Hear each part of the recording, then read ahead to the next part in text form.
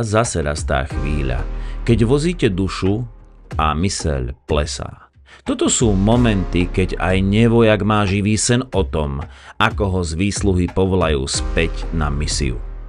Vraciam sa na materskú leteckú základňu. A zrazu je všetko späť, ako by to bolo včera. Známe tváre. Asfalt, ktorý ti hovorí vitaj doma. Kamaráti v oknách.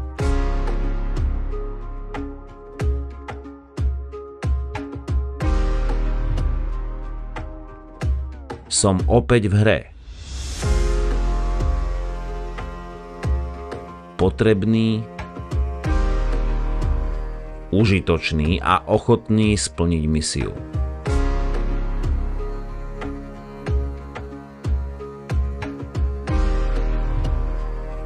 Ale hlavne som doma.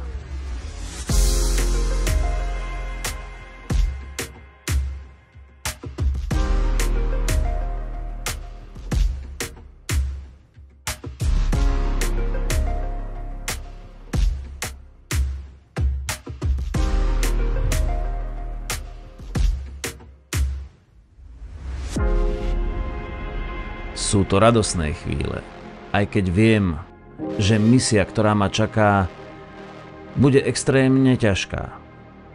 Možno až nemožná, ale skúsim to.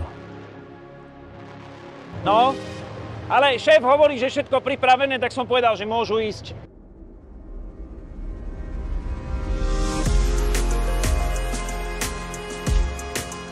Stále rozmýšľam nad taktikou. Čas neúprosne beží a ešte stále neviem presne ako.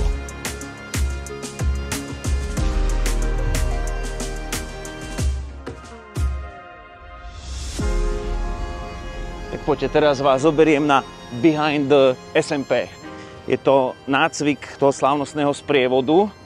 A prišiel som sem preto, aby som videl tú techniku, jednak čo obsahuje ten nácvik a zároveň, aby ste to videli aj vy. To je koľko sily na kolesách a na pásoch, nie? To je, vieš, také hrubej sily. urobia video, 2000 koní na jednom mieste, vieš. A tu je koľko koní? Ináč garážisti, toľkoto valcov a takýchto ste ešte nepočuli naštartovaných. Takto podobne si predstavujem ten Saladin, čo som len čítal. Ja aj v tej knihe budúcnosti. Čiže toto máš po facelifte vlastne, Zuzanu.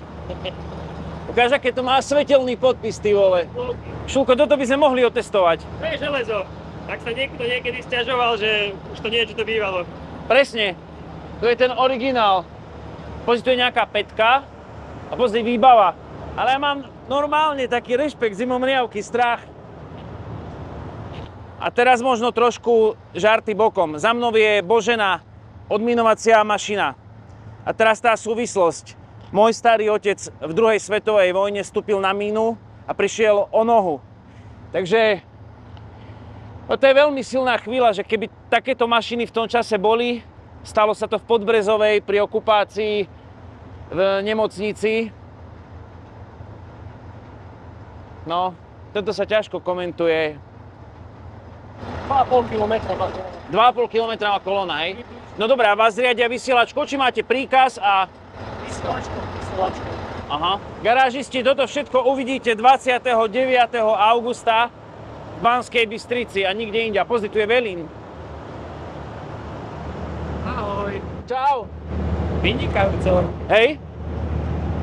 Meníme závodné auta za tieto. Tak, no. A tak toto sú riadne mašiny. Hovorím, že garážisti, pozrite sa, toto je poctivé železo, hej? Presne tak. Ale... A jazdí to lepšie než závodné auto. Fakt? 208. Fakt? Jasné. Traja? Kulometník, strelec a ostraňovač. Ale potom veliteľ, vodič a vo veži oprav. A kde majú tie vrecká na blitie? Do prilby. Jajaj. Klobúk dole, povedzte všetkým kamarátom, že klobúk dole pred vami, v tom teple, všetkom. Počas mojej inšpekcie sa nič závažné nestalo. Všetko je pripravené. Čaute. Toto je mašina, kamaráde. To je sen, na takomto by som chcel jazdiť. Dobre to chodí, nie? Akurát je horúco, no ale... Tak počúvaj, my ti máme normálne fanúšikov medzi vojakmi. Takže mali by sme testovať vojenské mašiny. Ako to chodí, dobre? Dobre. Hej? Ahoj. Ahoj, ahoj. Počúva, to musí byť riadny pocit mať toto v zrkadlách, nie? Také mašiny. Príjemné to není, no. Ja sa bojím otočený chrbtom.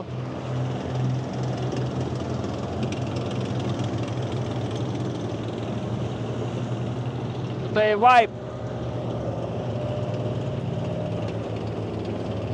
Vieš, ale obidvaja vytrčený von, pýtam sa, kto to karuje.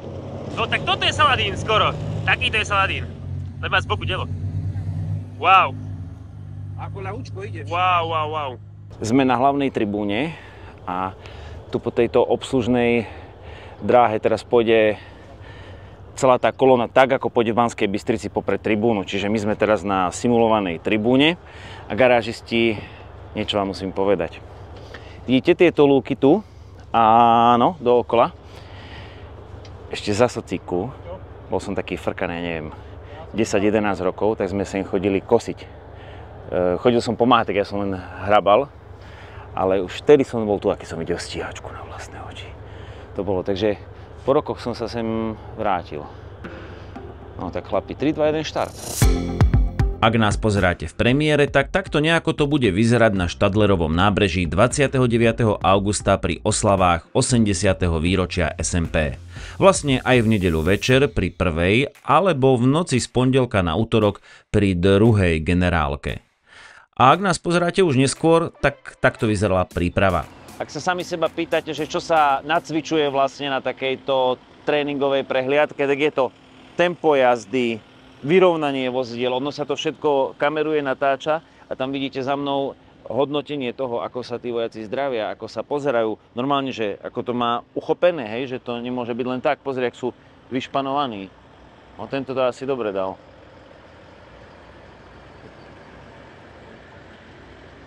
Kázeň, to je to hlavný. Pozri. Dobre idú. Kamaráde, to je... Nie je to sranda. A teraz takto, lakeť vzadu. To musíš počúvaj, vieš, ako na motorke hore lakte. Ale podstatné zistenie, tá forma je vtedy, keď dáva poctu. To znamená, že nie je celou Bystričou zo Sliača, hej? Iba okolo tribúny. No? Okolo tribúny. Ale strelec má asi ruky na mašine. Vieš, čo by som chcel vidieť? Normálne konštrukčnú dielňu, kde makajú chlapi, ktorí toto navrhujú. Vieš, že proste urobíme to tak. Nie, urobíme to tak. Predstav, že týmto by si do Uľanky došiel, len tak ako tu. A nechal tam cez noc odstavené. A prístrešok dole. Nie, je to nenormálne, je to parádne. Je to parádne. A je najvyšší čas odpovedať na otázku, v čom spočíva moja misia a hlavne, v čom je jej obťažnosť. Lebo horehronské zážitkové komentovanie to asi nebude. Chcel som vám ukázať, že sa máme na čo tešiť. A pri pohľade na vojenský sprievod máme priestor sa zamyslieť.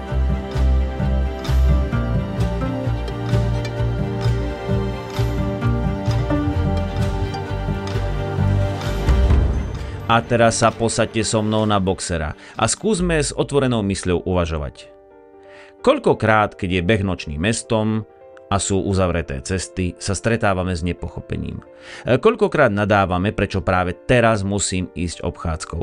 V ostatnom čase som bol neraz svedkom toho, ako šoféri vynadajú organizátorom športového alebo spoločenského podujatia, že musia ísť inak. Raz v roku nevedia prežiť, že ich cesta je zahataná. Ani tragická nehoda na diaľnici nás nenúti k spomaleniu, lebo my ideme na víkend. Áno, oslavy SMP budú znamenať obmedzenia. Možno prídete na túto križovatku na Sliači a povedia vám, ďalej sa nedá, ak tu nebývate. A od tejto brány leteckej základne na Sliači bude cesta uzatvorená úplne.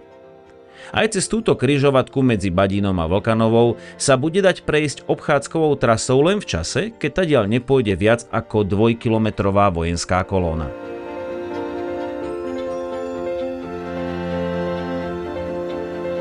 Aj na tejto R1 budú dopravné obmedzenia a prejazd pomalší, lebo jeden pruh bude patriť vojenskej technike. A centrum bude uzatvorené pre dopravu úplne.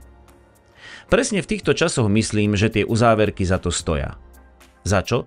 Za pripomienku toho, že Slovensko prežívalo kedysi ťažké chvíle. Že teraz sa máme neskutočne dobré. Lepšie ako moji starí rodičia.